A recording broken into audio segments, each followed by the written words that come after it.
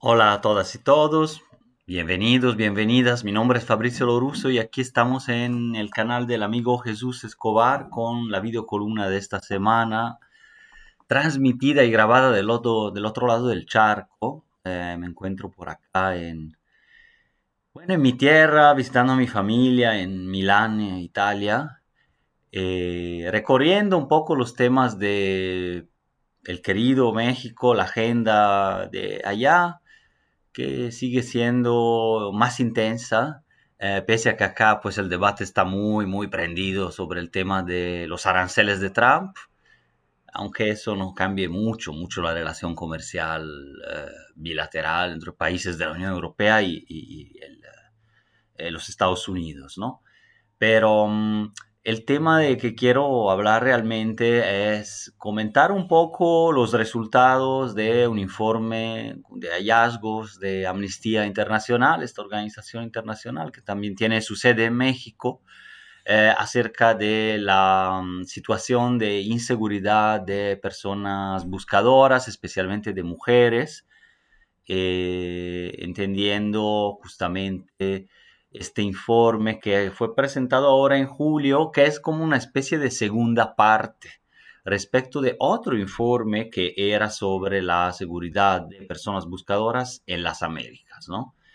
Ese en diciembre del año pasado se llamó justamente Buscar sin miedo, estándares internacionales aplicables a la protección de mujeres buscadoras en las Américas, que tenía un enfoque en Colombia, en América Latina en general, o los países en donde las personas activistas son más perseguidas, ya sea por autoridades o por grupos del crimen organizado.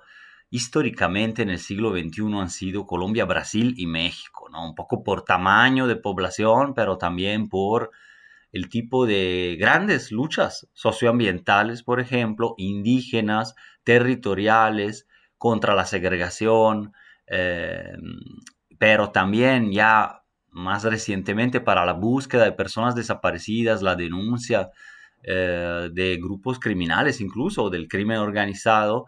eh, También este sector de población que antes llamábamos simplemente las víctimas, ¿no? De estas graves violaciones a derechos humanos han padecido crecientemente este tipo de ataques que también, claro, incluyen a periodistas también, ¿no? Son los tres países efectivamente y prácticamente del mundo en que hay personas eh, asesinadas por realizar una labor de información o de defensa de los derechos humanos, ¿no? Entonces, en ese primer informe del diciembre del 24 ya se señalaba incluso la situación de México. Por ejemplo, había todo un reportaje y estudio de casos. Entre los estudios de caso, pues destaca mucho el caso del colectivo de las queridas amigas de Hasta Encontrarte. Aquí, bueno, aquí no cerca de Italia donde me encuentro ahora, pero aquí cerca de León, que es donde vivo, colectivo que tiene su núcleo principal en Irapuato, pero realmente en toda la región ya hasta tiene una proyección internacional por sus actividades, ¿no? En que pues la organización Amnistía pues relataba los casos, ¿no? De Carla Martínez, de Vero Durán, de Viviana Mendoza, que son de entre las voceras y partes de también de la brigada de búsqueda independiente de personas que en Guanajuato ha podido rescatar ya casi diríamos que centenares de cuerpos en decenas de fosas clandestinas sin el apoyo en búsqueda de las autoridades, ¿no? Entonces está esta realidad que hemos visto en otros estados, no en todos, pero sí, por ejemplo, en su época en Guerrero,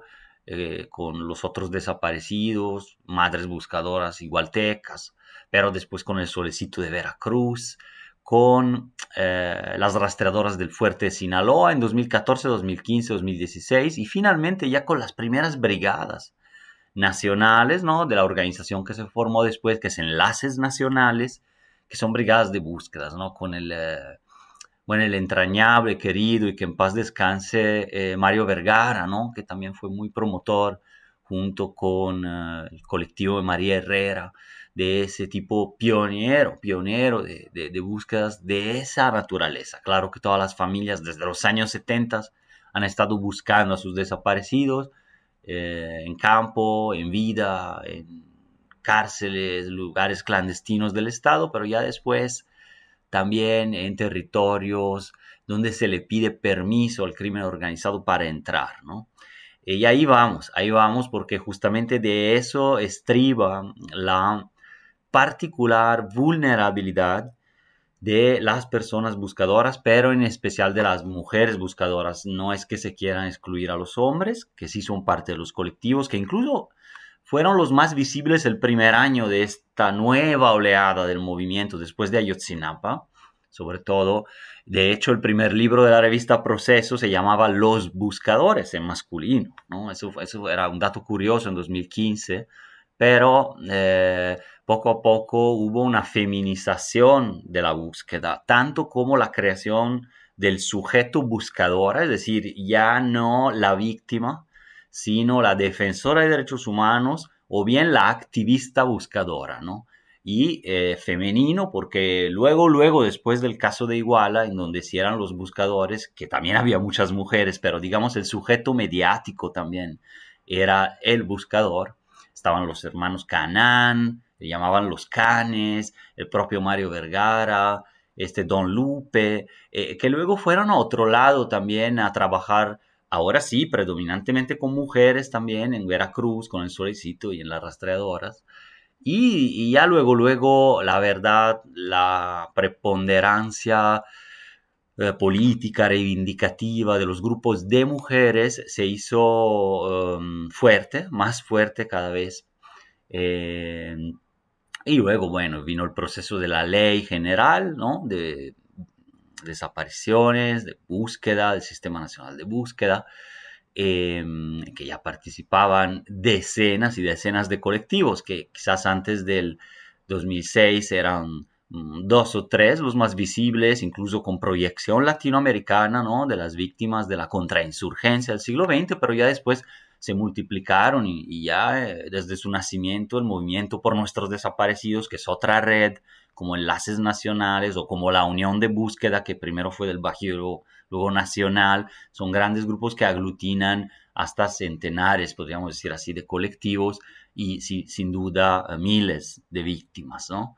Pero una parte de ellos justamente tienen desde esa época mínimo una década o más, también Fundem, ¿no? Fundec, Familias Unidas, nuestros desaparecidos en Coahuila y los grupos de Tijuana, claro, fueron pioneros también, pero ya esa manera disruptiva de buscar en sitios de exterminio, fosas clandestinas, de manera masiva, incluso con presencia de la prensa y todo eso, visibilizó mucho, protegió mucho por un lado a las defensoras, buscadoras, que finalmente son defensoras porque buscan a todos y todas, desarrollan una tarea humanitaria que el Estado ha dejado de hacer, ¿no? Y que deberían, de hecho, dejar de hacer si el Estado funcionara en todos sus aparatos y no hubiese esa colusión en parte de las autoridades con el fenómeno de la desaparición.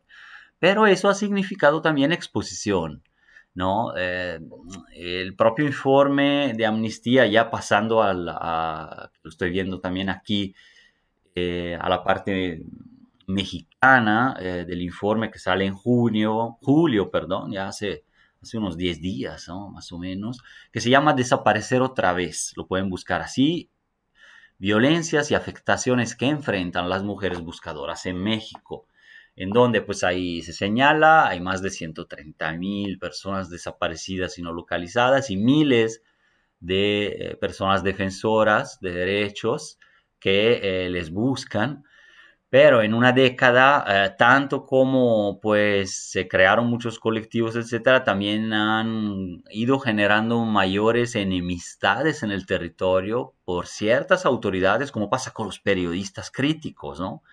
O los activistas socioambientales o de defensa del territorio, y también han sido más visibilizadas a la par en la sociedad, pero también entre grupos de perpetradores, podríamos decir así, ¿no? Grupos del crimen organizado. Esa realidad se ha desbordado bastante en la última década, en donde pues se señalan personas activistas, también el mismo informe de Amnistía, cada quien a veces empieza lamentablemente ese conteo de cuántas víctimas mortales hubo entre las buscadoras, etcétera, en este sentido, pero se tiene en mente la cifra de que en los últimos 15 años de la guerra al narcotráfico mal llamada de Calderón hasta ahora, al menos unas 30 personas que buscaban a sus hijos, esposos, y seres queridos han sido asesinadas, ¿no? En el mismo Guanajuato, todavía entre los estados más violentos del país, en términos de homicidios, a la par, a los 2 años de rebasar el límite de los homicidios, el promedio nacional. Ya en 2020 empezaron a aparecer centenares de fosas clandestinas, ¿no? Nosotros detectamos hasta 2024 350 sitios de hallazgo con prácticamente más de 660 fosas clandestinas, ¿no? Muchas de las cuales señaladas, apuntadas, buscadas por brigadas como la de Carla Vero y Viviana, del colectivo Hasta Encontrarte, que mencionaba antes, entre otras, ¿no? Hay otros colectivos que lo tienen, aquí el colectivo de Salamanca, Unidos, varios colectivos salen a solas, ¿no? También de León, eh, como Madres Guerrera o Desaparecidos Unidos por los Desaparecidos de León, claro, también Una Luz en Mi Camino, acá en Irapuato, que tienen brigadas de ese tipo, como le llamaban en igual a los comités de búsqueda, ¿no? Los canes, luego cuando estaban estas personas, pero la exposición, lo que me refiero es que ya la exposición a riesgo es mucho más tremenda y con las redes sociales encuentran cuerpos, los identifican incluso a veces ahí mismo con los tatuajes, etcétera, pero están exponiendo a la vez.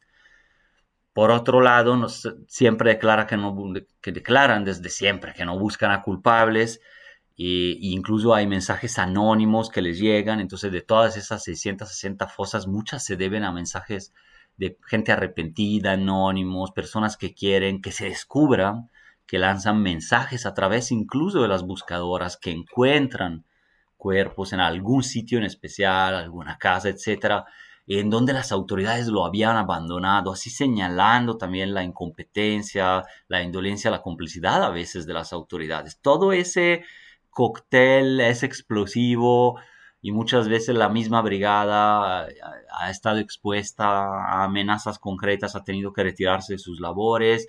Me contaba, ¿no? El colectivo del grupo de Mario Vergara también muchas veces iba negociando el ingreso a territorios.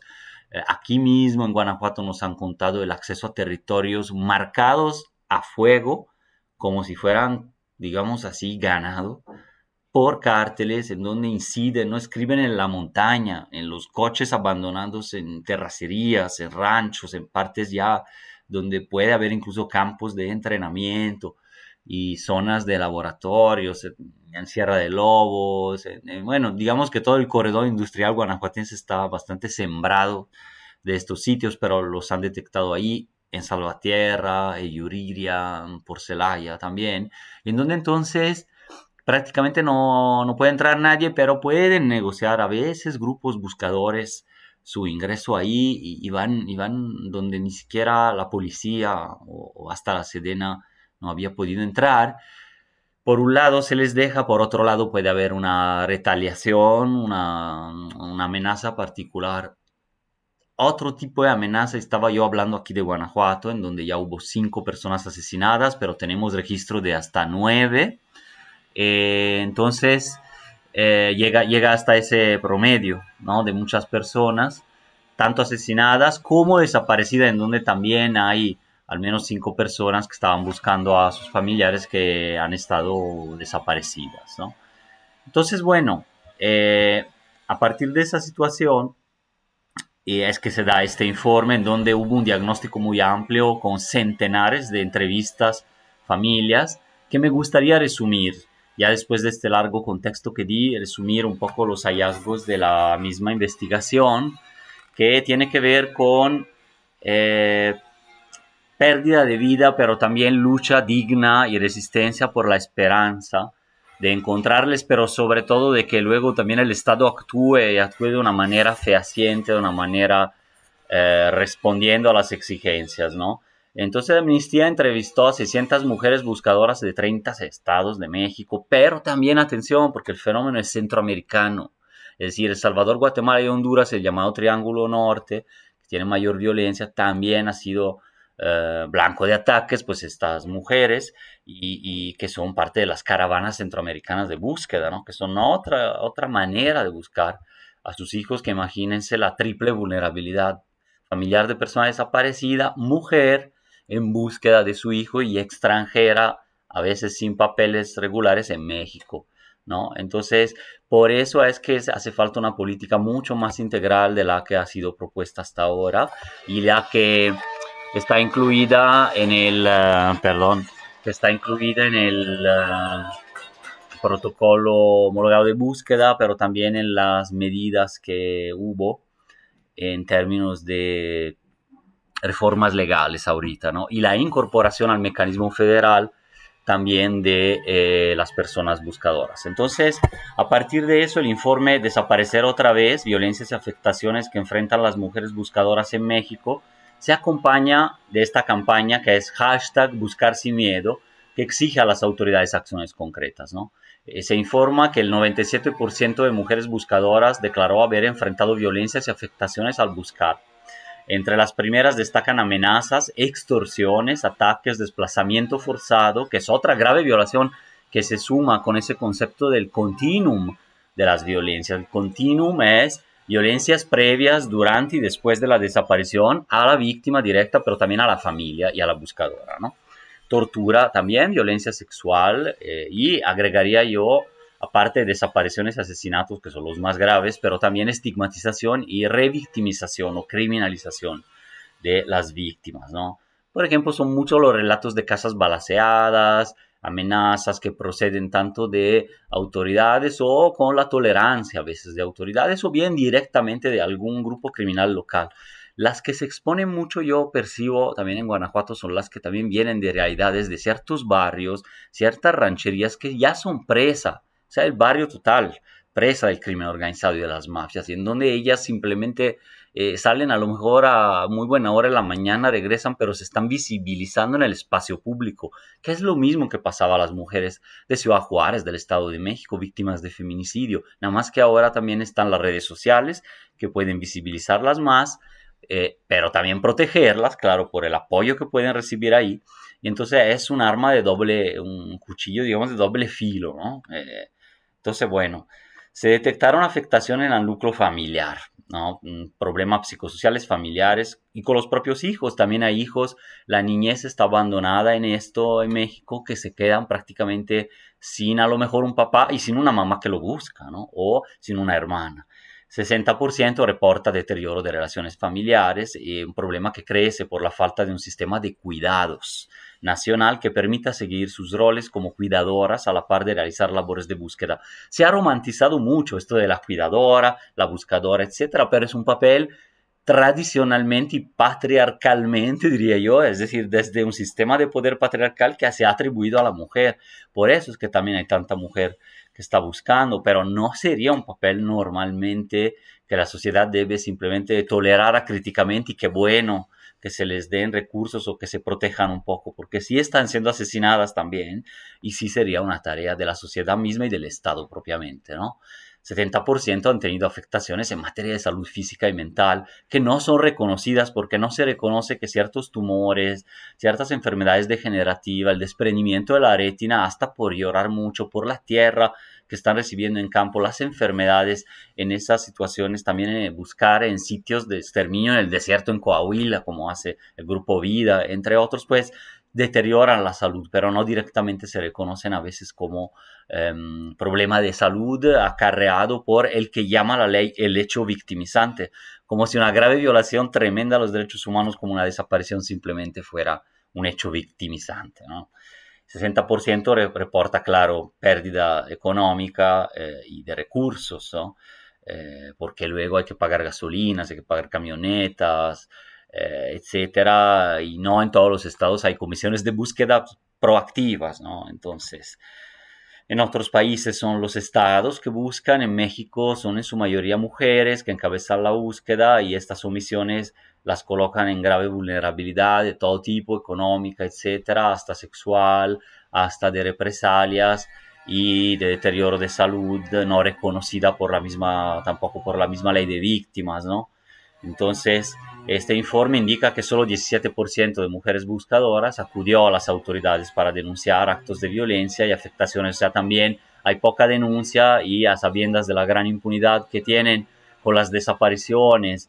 Y imagínate simplemente denunciar una cosa, una amenaza, o sea, muchas veces no son denunciadas. Cuando ya ven que tampoco buscan a su ser querido, pues entonces menos van a resolverle a lo mejor un pleito, una victimización que le hicieron, ¿no? Muchas veces eso no funciona, se les pide todavía a las víctimas, a las personas más bien familiares, que esperen 72 horas para poder denunciar, etcétera. Entonces se siguen los viejos acosos, desaseos institucionales con otros más nuevos debido a su condición de mujer y de buscadora a la vez, ¿no?